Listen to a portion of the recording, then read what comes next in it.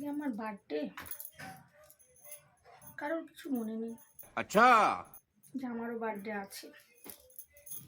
বাড়ির লোকের কেউ মনেই করে না যে আমারও বার্থডে আজকে।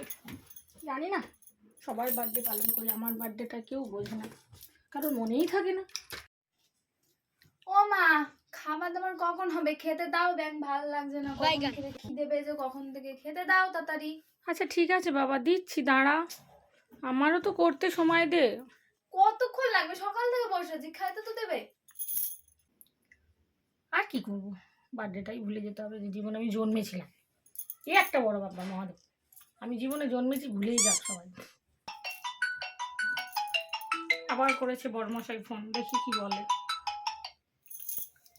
হ্যালো, হ্যাঁ হ্যাঁ রান্না হচ্ছে, বসে আছি, আসলেই খেতে দেবো আবার। लेकिन एक सेकंड ঠিক আছে, আমার বার্থডেটা কারোর মনে নেই, যাক। বাবা, এই তো আমার বার্থডে, আমার ইউকো ব্যাংক থেকে,